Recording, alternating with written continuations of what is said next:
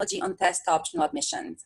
This year has been especially difficult for everybody, especially U.S. higher education, due to the different changes they had to introduce due to COVID-19 issues. But they remarkably adapted. They offered so many solutions to international students, so many options. And one of those options is actually to conduct, be test optional. What does it actually mean? In Bosnia, students are usually used to needing to take tests to be admitted, whether it's SAT, ACT, or something else. How do those admissions function without tests? Those answers and more you will actually hear now from Michael, Associate Dean of School of Business, who is here today with us to talk about test optional admissions. If you have any questions, please do not hesitate to write them in the chat box or to ask them during after the presentation. Thank you, Michael. Thank you very much, and thanks for having me. It's my great pleasure to present to you all, to talk to you all, and hopefully answer questions that you might have about test optional admission. My name is Michael Surmulen. I'm the Associate Dean of Graduate Studies at the School of Business at Stevens Institute of Technology. That's a technology-focused university in the New York City area. And I work very closely with our Office of Graduate Admissions. Ms. Dina Iskaros, who's the director of this office, has helped me put this presentation together. And she oversees the admission into all of our graduate programs across the different schools at Stevens. So that ranges from engineering to science to business. And we also have a School of Systems that focuses on systems engineering and engineering management. So as was said before, this spring brought very challenging environment with the development of the COVID pandemic globally. Which led to test centers shutting down for typical admission tests that you would see for graduate school, such as the GRE and the GMAT. And for some time, even the English proficiency test centers were closed for the TOEFL and the IELTS. Now, typically in the admission process, we required these tests in order to make admission decisions. But those are not the only components of a graduate school application. So let's walk through some of the components that a graduate school application typically has and what these components mean. So universities make decisions on a number of factors. So first of all, every university will have some form, some application form. It's electronic in most of the cases, where you are asked about your biographical details, addresses, school background, and work background, for instance, if we're talking about graduate school. So then a lot of schools require the GMAT or the GRE scores. The GRE is typically found in engineering-focused programs and technical and science-focused programs. The GMAT score is typically found on the business school side, but there are many schools that will accept both tests. And then there are some specialized tests like the XAT or the CAT, which, for instance, are popular in India, and some schools will accept these. The GMAT and the GRE scores are often used during the admission process to look at your aptitude on the mathematical side. So both of these tests have a quantitative component. How good are you at math topics? And then there's a verbal component to it that tests typically your reading, writing, and verbal understanding. In addition to that, there are tests that show us what your English proficiency is. So studying in the United States, of course, we expect that you will be able to follow the teaching materials in English, both on the verbal side, but also the written materials. And in order for a US university to be able to issue you an I-20 document so that you can go to the US consulate and obtain a student visa, an F1 visa, the university will in most cases have to have proof that you are proficient in English. So this English proficiency comes in a number of different forms. There's the TOEFL, there's the IELTS, and more recently, there's the Duolingo English test. Again, many universities accept any of these, all of these, so does Stevens. And while the GMAT and the GRE scores are more easily substituted for us, the English proficiency test is still a requirement for students that want to come to the United States in order to get the student visa. Now, past those tests, we have reference letters. The reference letters, in most application systems, you will provide some contacts. Maybe they are your existing professors. If you're working, they may be supervisors, managers that can attest to your personality, your drive, your motivation to go to graduate school. Then we have the resume. So your curriculum vitae or resume that tells us what your trajectory has been so far. What have you done? Which schools did you go to? Have you worked? Have you done internships? And your resume is an important component of many applications because it tells us whether you are changing tracks. Maybe you were in a technical field and now you want to switch to more of a business-oriented field, or you were in the humanities and now you want to go to a more technical field, let's say computer science. So your resume tells us whether you're staying on the same track or whether you're switching fields, and it gives us some idea of how good of a fit into a particular program you might be. Of course, there are transcripts that are required, so we need to know what your schooling was, what your grades were. And these transcripts are very important for us. And I will talk a little bit more about how the transcripts can stand in for a missing GMAT or GRE score when we go test optional. There is a statement of purpose that many schools ask for. Statement of purpose is basically your motivation letter. Why do you want to study this particular subject? And depending on the program and the school that you apply for, the statement of purpose weighs differently. There are some schools that receive a lot of very similarly qualified applicants, and in those cases, the statement of purpose can make the difference in a school application to see whether your motivation to come into a particular program is well placed. The statement of purpose is also more important for us at the level of the PhD studies as opposed to the level of the master's studies. So depending on which program you apply for, different components of your application have a different weight. And then there are schools that have a formal interview. Now at Stevens, we take a small verbal portion of the Duolingo English test to get a feeling for how you present yourself, but there are schools that will either have an alumni or an admissions officer interview you formally for the school application. Now interviews are an admission component from some schools, but not all. So that's basically your application package that you put together when you apply for studies in the United States. So what does it mean now for me if I'm making an admission decision and I am presented with such a package? I'm trying to decide on two things. I'm trying to decide, A, whether you are a good fit for the program that you have applied to, whether you are successful or can be successful in this program, and B, I'm trying to find out whether the program you have selected is a good fit for you. So for the first step, I might look at the characteristics of the program that you have applied for. If you're applying for a program such as a Master in Management, the Master in Management has components in the curriculum that have to do with negotiation, with decision-making, with marketing and strategy, and the verbal skills are very important there. So we're going to place more emphasis on your English proficiency scores. We're going to place more emphasis maybe on your work experience.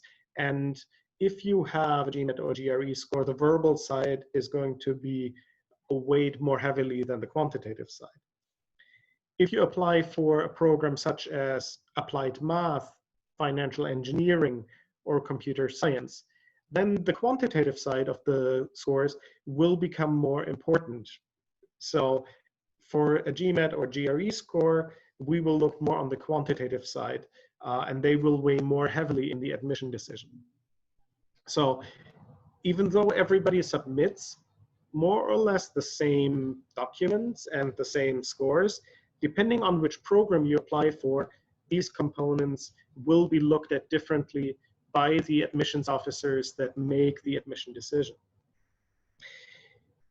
Now, from that point on, when the COVID crisis struck in the spring and the test centers closed, we knew that our applicants would have a difficult time obtaining new GMAT or GRE scores. So we made the decision to go test optional for the GMAT and GRE.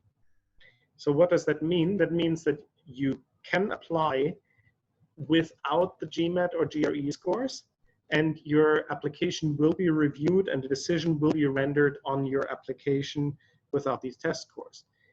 That does not mean that you are not allowed to submit the GMAT or GRE scores. It is optional. So if you have test scores, you can, of course, submit them.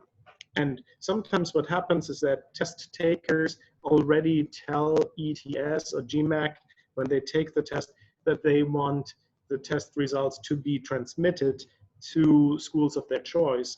So in many cases, the schools will already have the test results on file of tests that you have taken.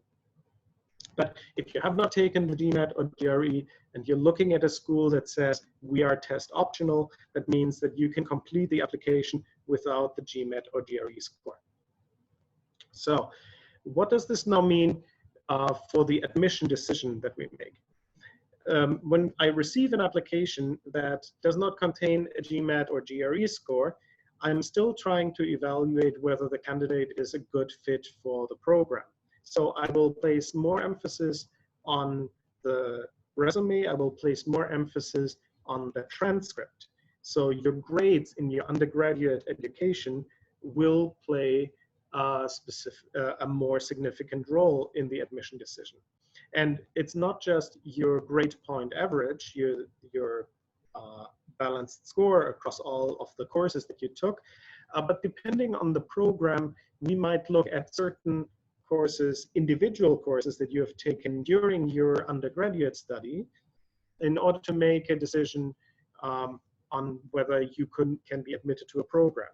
So if you are applying to a program that has a strong math content, let's say financial analytics, then your admission officer will look at your math courses, your calculus courses, and the grades that you received in these courses at the undergraduate level. However, if you took physical education and you got a C in physical education, that's not going to have much of a bearing on the admission decision for graduate school. So it's great if you were a great athlete, but if you were a great athlete and bad at math, then your chances of admission into a math program are lower than if you were a great mathematician and a bad athlete. So the transcript actually gives us a lot of details in terms of how you did and how you performed over a long period of time.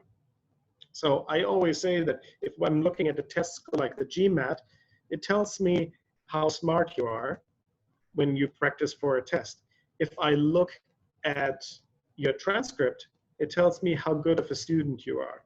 Because in order to have a good GPA over the 3 or 4 years that your undergraduate studies took, that takes a sustained effort, not just practice for a test. So our admission decision will be rendered based on your transcript, on specific courses of your transcript, your resume, and all the other components that we received for your application.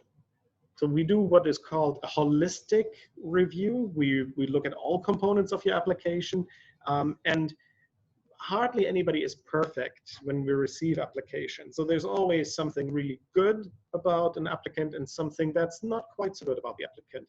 And in the end, we have to weigh up these factors and decide whether this is a good fit.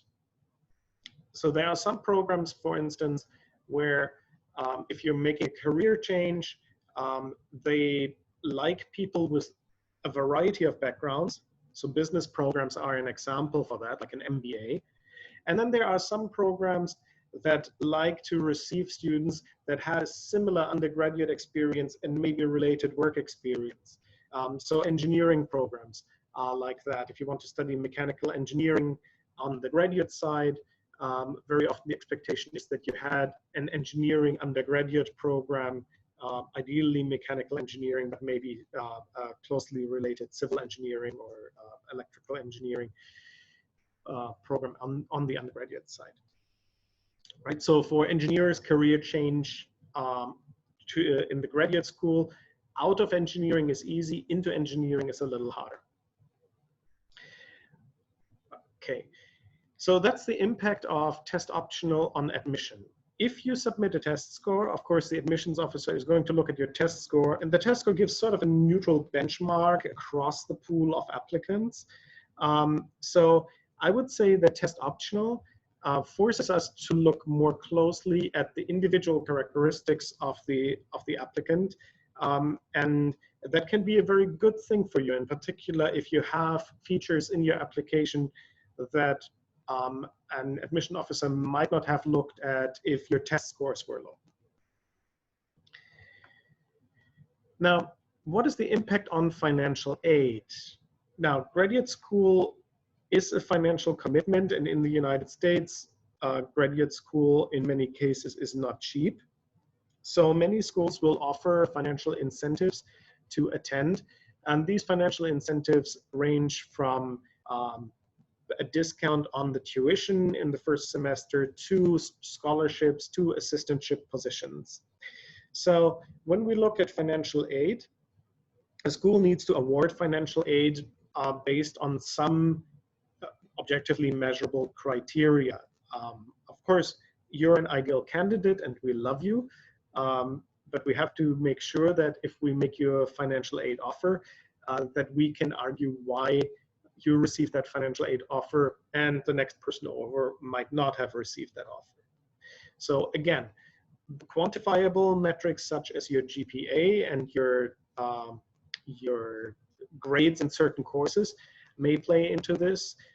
Your work experience may play into this. Those factors will have an impact on financial aid. If you have the opportunity to take a GMAT or a GRE to apply for graduate school and you score well, so the range in these tests for the GRE is up to 170 on the verbal and the quantitative side, and on the GMAT the score goes up to 800 as a composite score. Of course, the higher you score, the higher your ability to receive financial aid offers, because that's a very easy criterion for schools to look at.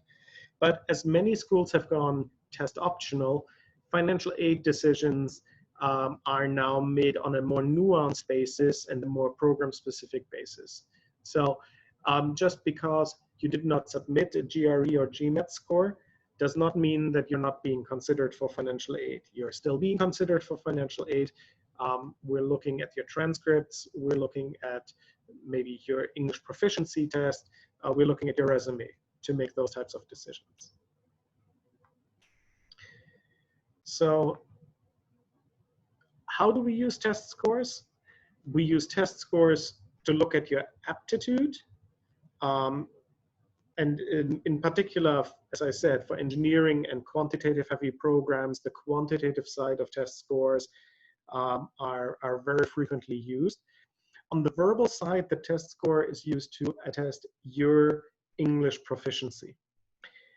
So what happened to us in the spring is when all the English test centers shut down, when you could not take a TOEFL or an IELTS, we turned to Duolingo, and Duolingo offered an online English proficiency test that is comparable in the test score range to the IELTS or the TOEFL, and we accept this. So for us, GRE or GMAT are optional. but the English proficiency test is still required. And what we require there, if you have a TOEFL or an IELTS, you can submit those, of course. If you don't have an English proficiency test yet, you can take the Duolingo English test online from the comfort of your home with the computer. And it consists of a verbal section, written essay, and there is a video component to it. And as somebody who makes admissions in the business school, I really like this video component because I get to see my applicants and I can get a very quick feel for their demeanor and their English speaking ability. So universities ask for a lot of information when you apply, from their formal application through the transcripts, through test scores, through your resume, through letters of reference. Depending on which program you apply for, these factors weigh differently. If I'm looking at an application for a PhD, the statement of purpose is very important. References are very important. And I assume that your test scores or your transcripts are excellent because that's sort of a standard feature. If you go into a PhD program, your test scores and your grades have to be great. So there, the statement of purpose and the letters of recommendations are important. If you are applying for a master's program, and let's say it's a master's in computer science, then your references and your statement of purpose will be looked at, but they will not weigh as heavily because we understand people want computer science master's degrees, and that's a good thing. So there, we're going to look more at your transcript, at your resume, at your aptitude of covering computer science topics. So I hope this provides a little bit of clarity about the role of test scores in university admissions and what we do when we say we go test score optional, meaning if you don't have a GRE or GMAT score, you can still complete your application without these scores, and we will evaluate your application for graduate school. If you have any questions, I would be more than happy to address them now.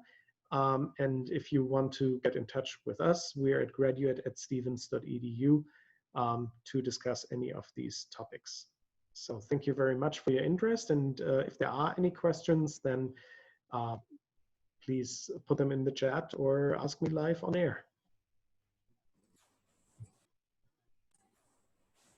Michael, thank you very much. This was very useful. I do actually have a question as an advisor. Certainly. And it's just like, do you think as somebody who works in admission, is your life going to be harder or more difficult this admission season?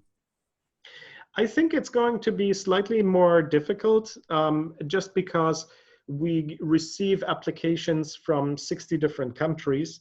And so we receive transcripts from many different educational institutions in many different countries, and they have different grading standards. So the transcripts have become very, very important, a very important component of the admission process now. So looking at transcripts that are on a 100-point scale, on an 80-point scale, on a 7-point scale, or on an ABCDF scale as they are in America, and bringing them, so understanding what's the quality of the institution that an applicant comes from, how does this candidate fare compared to their peers, that requires a little bit more in-depth study. And the test scores were very easy. You know, you looked at the GMAT and, you know, you could compare the GMAT across the board. Now that we have the transcripts, we have to pay more attention. But I think that's a good thing, and I think the candidates benefit from that.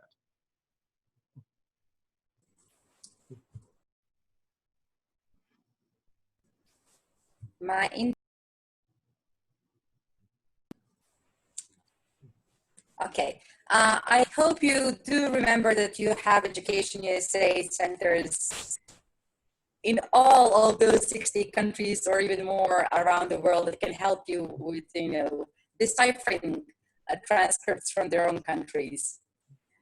Absolutely. Yes. And we love working with our Education USA counterparts. We make sure we visit them whenever we happen to be in country. I have not been on a plane in the last 7 months. I can't wait to get back in the air. So that's something that we sorely miss. We have a Now, question from a student here. absolutely. Zainaba says, I'm interested in biotechnology, microbial or medical. And as an international student, how can I get a financial aid or scholarship for a master program? Okay, so if we look at financial aid, what we do, I can speak for Stevens. What we do is we have a pool of scholarships for graduate studies that are allocated program by program. And so the admissions officers that make the admission decision review the application for financial aid at the same time as they make the admission decision. So there is no separate process for financial aid at the graduate level from the application. At Stevens, actually, we don't require a separate application for financial aid. Some institutions will do that. At the undergraduate level, also financial aid is handled differently from the master's level.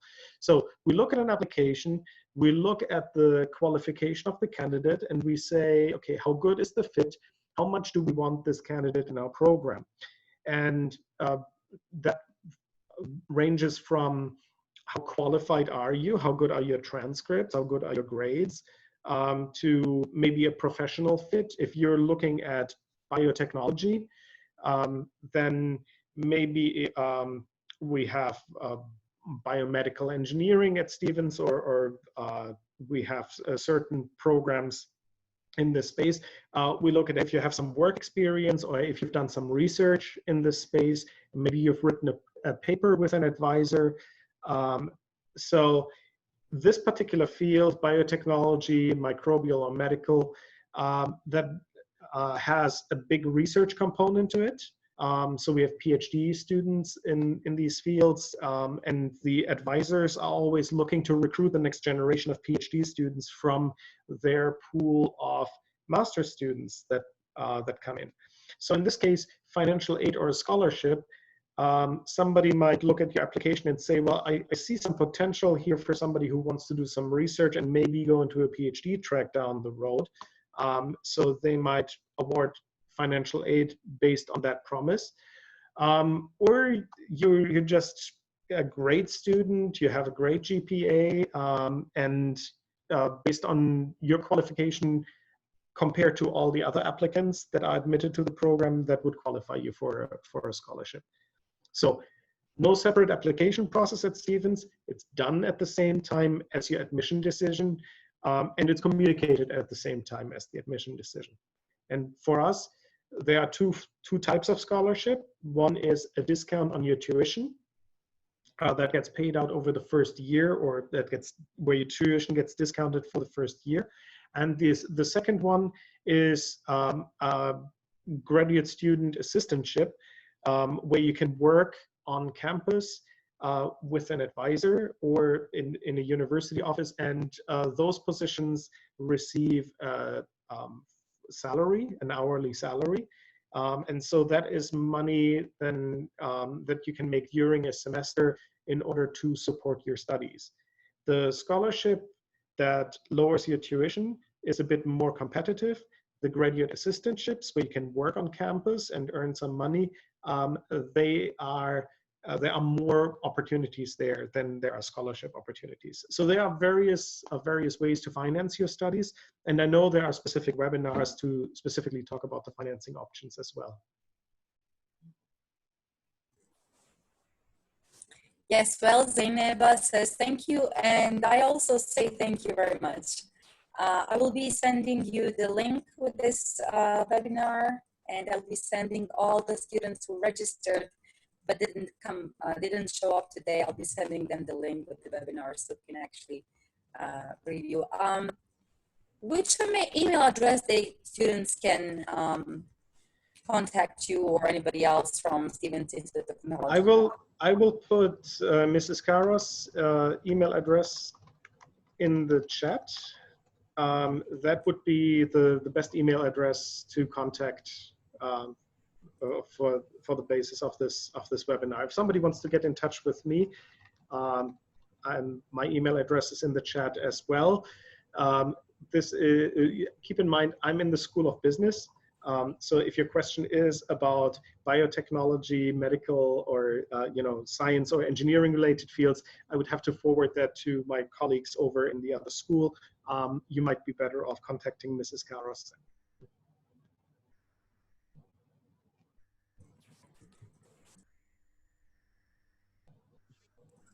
I am having trouble. Okay, I'm having trouble with muting and unmuting my microphone. Michael, thank you so much for this today. Thank you so much, and I really hope students will get some amazing applicants this year, and some from Bosnia as well. Thank you so much. We're very much looking forward to it. Bye. Okay. Bye-bye.